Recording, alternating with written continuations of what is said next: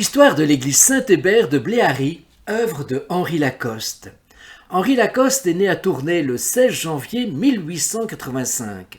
Son milieu familial lui donne le goût des choses bien faites. Après ses humanités, il accomplit un baccalauréat de philosophie à Lille, puis se dirige résolument vers ce qu'il considère comme la quintessence de tous les arts, l'architecture. Diplômé des Beaux-Arts de Bruxelles, il poursuit ses études à Paris et sort diplômé par le gouvernement français. Il aura d'ailleurs toujours la fierté d'ajouter à son nom le sigle SADG, c'est-à-dire membre de la Société des architectes diplômés par le gouvernement français. Henri Lacoste est alors envoyé à Delft par l'Institut de France, mais la guerre interrompt ses travaux et en 1915, il s'engage à l'armée belge.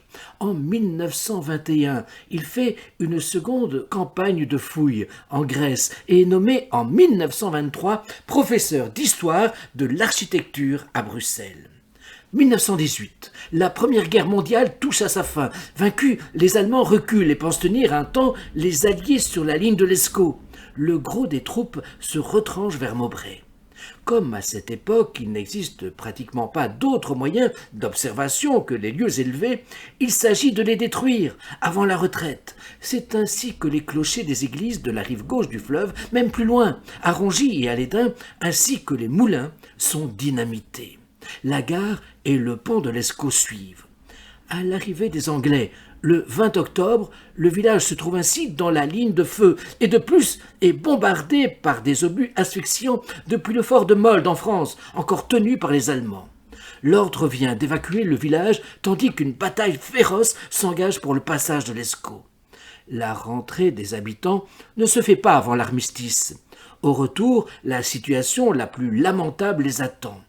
33 immeubles totalement détruits. 66 autres si sévèrement endommagés qu'ils sont inutilisables. Le clocher de l'église, en s'écroulant, a ébranlé la nef. On ne peut songer à une remise en état. Devant l'ampleur de la tâche, la commune décide de solliciter des pouvoirs centraux le bénéfice de l'adoption nationale. Cette démarche est acceptée. En 1919, la commune, présidée alors par Casimir Wibo, brasseur de son État, reçoit la visite de M. Barizot, l'architecte provincial d'arrondissement. Après une étude urbanistique assez développée pour l'époque, il estime que le village a besoin, étant donné l'accroissement probable de la population, d'un édifice plus vaste, avec le presbytère contigu d'une place publique et d'une maison communale séparée des écoles. En septembre 1919, Henri Lacoste est nommé architecte de la commune pour les monuments à reconstruire, c'est-à-dire pour élaborer des plans et des devis d'une nouvelle église et de sa cure, l'érection d'une maison communale, la construction de 4 logements pour le personnel enseignant et l'aménagement de bâtiments d'écoles existants. En fait, ces projets, pour des raisons probablement financières, devront être revus à la baisse. On en revient au centre du village, à l'église, à la cure et à l'administration communale. Le 5 janvier 1920, coup de tonnerre dans la commune. Le roi Albert, en visite dans les régions sinistrées, fait annoncer sa venue pour le 6 février.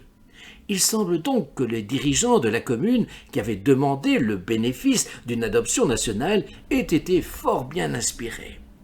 Le 6 février, comme par hasard, fête liturgique de Saint-Amand, l'église auparavant était dédiée à Saint-Amand, grand déploiement dans le village. Le roi rencontre les anciens combattants et on lui présente dans le même temps les avant-projets de Lacoste.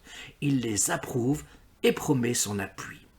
Il faudra toutefois attendre 4 ans pour que l'ordre de commencer les travaux soit enfin donné à l'entrepreneur Van de Gen de Tournai, qui s'y met effectivement le 2 juin 1924. En fait, un des problèmes est l'expropriation de l'ancienne ferme Bernard, frères et sœurs, dite du Grand Cabaret, et des terrains attenants, ainsi que d'un ensemble de maisons et jardins appartenant à M. Luc. Si ce dernier est immédiatement d'accord pour vendre, il n'en est pas de même pour les premiers. Ceux-ci, finalement, auront 7 000 francs en plus par rapport à la première estimation. En outre, Angèle Bernard obtient de pouvoir encore occuper les lieux pendant 2 ans, ce qui n'est pas négligeable. À noter que durant les années 24 et 25, c'est-à-dire pendant la construction de l'église et des autres bâtiments, Henri Lacoste et sa famille habiteront à Bléary. C'est dire à quel point il souhaite suivre avec vigilance, comme nous l'avons vu avec les vitraux, avec vigilance les travaux. L'église de Bléary a connu plusieurs projets architecturaux que je développerai dans une deuxième séquence.